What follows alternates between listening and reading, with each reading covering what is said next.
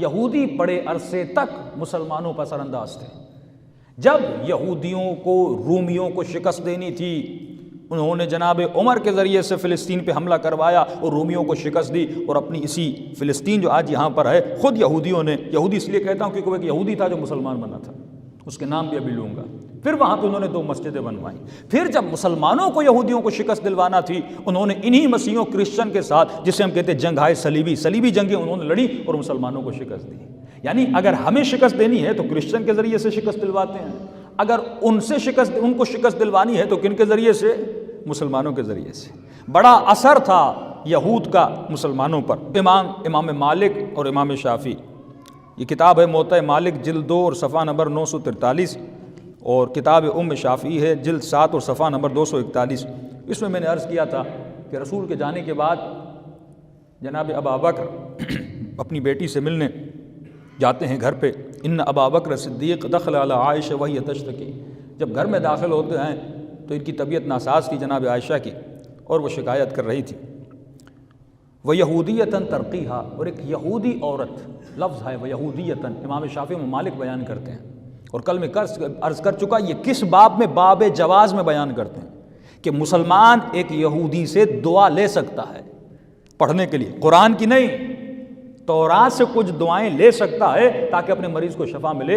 اور جواز یہ پیش کرتے ہیں کہ جناب ابا بکر داخل ہوتے ہیں اور جناب عائشہ کی طبیعت ناساز تھی، وہ یہودیتاً ترقی، اور یہودی عورت اس پہ پڑھ رہی تھی، تو یہاں پر جناب ابا بکر نے کہا فقال ابا بکر ارقیھا بکتاب اللہ، تم اس پہ جو پڑھائی، اب ظاہر یہودی جو پڑھائی کر رہی تھی اسے کہا کہ ارقیھا، پڑھو اس پہ بکتاب اللہ، کس کی کتاب سے؟ اللہ کی کتاب سے۔ اب یہاں پہ بحث آئے، کتاب اللہ کو اس زمانے میں قرآن کہا جاتا تھا، منظور یعنی مراد کتاب اللہ سے کیا ہے؟ تو اس کی شرح میں لکھتے ہیں کہ شرح بخاری، عینی صاحب ان کے لکھنے والے ہیں، عمدۃ الغاری فی شرح البخاری، لکھتے ہیں جلد 21 صفحہ نمبر 262، فقال ابا بکر ارقیھا بکتاب اللہ یعنی بالتوراۃ والانجیل، کتاب اللہ سے پڑھو، اس سے مراد کیا ہے؟ کس سے پڑھو؟ تورات اور انجیل سے پڑھو۔ یہاں پر ان کے شاگرد ہیں امام شافعی کے، وہ ان سے پوچھتے ہیں کیا اس کا جواز قرآن سے بھی ہمیں ملتا ہے؟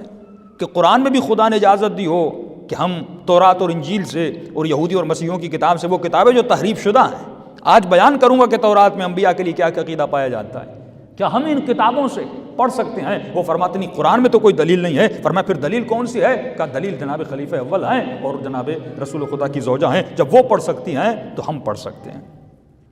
پھر دوسری کنز الاموال جلد 10 اور صفحہ نمبر 223، سنن ابن داؤد جلد 2 اور صفحہ نمبر 180، یہ لکھتے ہیں کہ وہ یہودی جو مسلمان بنے، سب مسلمان تسلیم کرتے ہیں کہ خلافت کے درمیانے میں 100 سال تک نقل حدیث رسول، یعنی کوئی ایک صحابی، آپ مجلس آپ نے سنی، آپ گھر گئے اور آپ نے کہا مولانا کہہ رہے تھے کہ رسول خدا نے یہ فرمایا، یہ کہنا بھی جرم تھا۔ یعنی اگر کوئی صحابی رسول سے کوئی بات نقل کرتا اور اگر کوئی جا کر بتاتا، اسے کوڑے مارے جاتے تھے۔ لیکن کچھ لوگ ایسے تھے جن کو حدیث نقل کرنے کی اجازت تھی، جن میں سے ایک کعب الاحبار ہیں۔ کعب الاحبار ایک یہودی تھا، فرماتے 1 یا 2 سال کے بعد کعب الاحبار پھر واپس آتا ہے، واپس آ کر فوراً یہ اسلام لاتا ہے، فوراً مسلمان ہو جاتا ہے۔ 4 لوگ ایسے تھے جو بڑے مشہور ہیں جو یہودیوں سے مسلمان بنے، ایک کا نام کعب الاحبار ہے۔ یہ حوالے میں نے دیے، کنز الاموال جلد 10 صفحہ نمبر 223، سنن ابن داؤد جلد 2 صفحہ نمبر 180۔ کعب الاحبار یہودی تھا، مسلمان بنا۔ ابو ہریرہ یہودی تھے، مسلمان بنے۔ وہب ابن منبہ یہودی تھا، مسلمان بنا۔ عبداللہ ابن سلام، شیعہ ان کو بڑے اچھے طریقے سے جانتے ہیں۔ اور اثر یہودیوں کا کتنا تھا کہ ابو ہریرہ کو اجازت تھی، اور سب سے زیادہ کعب الاحبار، یہ بہت قریب تھے خلیفہ اول کے بھی اور جناب عمر کے بہت قریب تھے، زیادہ قریب تھے، اور ان سے مشورے لیے جاتے تھے، ان سے پوچھا جاتا تھا۔ اور تاریخ طبری کہتی ہے انہوں نے ہی جناب عمر کو راضی کیا کہ آپ فلسطین پہ حملہ کریں تاکہ ان کا اورشلم جیسے ہم کہتے ہیں عبادت خانہ جس کو ڈھا دیا گیا تھا، کئی 100 سال پہلے ڈھا دیا گیا تھا، آپ وہاں پہ حملہ کریں۔ اور حملہ کرنے کے بعد 2 مسجدیں وہاں پہ بنائی گئیں، وہ بھی کس کے کہنے پر؟ کعب الاحبار کے کہنے پر۔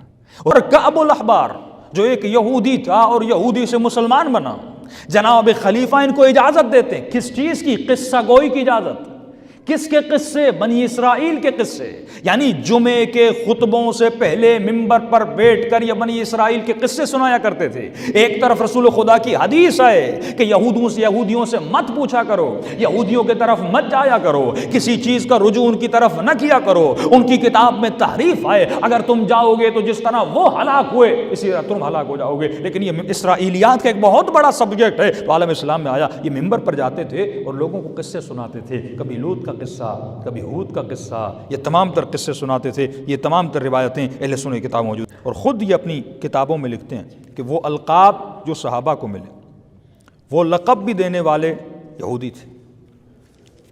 مثلا لقب فاروق، یہ خود طبری صاحب اپنی کتاب میں لکھتے ہیں، طبقات کبریٰ ابن شہاب جلد 3 صفحہ نمبر 270، تاریخ مدینۃ دمشق جلد 44 صفحہ نمبر 51، تاریخ طبری جلد 3 صفحہ نمبر 267، اسد القابہ فی معرفت الصحابہ صفحہ جلد نمبر 4 صفحہ نمبر 57، یہ لکھتے ہیں نخستین یعنی سب سے پہلے جس نے لقب فاروق جناب عمر کو دیا وہ یہودی تھے۔ سب سے پہلے مسلمانوں نے لقب نہیں دیا، یہودیوں نے دیا، اور اسی لیے لاتے تھے، ان کے مدرسوں میں جاتے تھے، ان سے باتیں کرتے تھے۔ لقب صدیق یہ تاریخ میں لکھا، میں نہیں کہہ رہا، سب سے پہلے یہودی، وہ فخر سمجھتے تھے کہ یعنی غیر ہمیں یہ لقب دے رہے ہیں، یعنی ایک یہودی اگر لقب دے رہا ہے یہ باعث فخر تھا۔ حالانکہ یہ دونوں القاب کس کے ہیں؟ قرآن میں جناب ہارون کے ہیں، حضرت موسیٰ کے جانشین جناب ہارون، کہ اللہ کہتا ہے کہ ہم نے اسے صدیق بنایا اور اسے قدرت فاروقیہ دی، یعنی حق و باطل کو تمیز کرنے والی کی اس کو طاقت دی۔ اور رسول خدا کیا فرماتا ہے؟ یا علی انت منی بمنزلت ہارون من موسیٰ، کہ جس طرح ہارون موسیٰ کے لیے تھے اس طرح علی تو رسول خدا کے لیے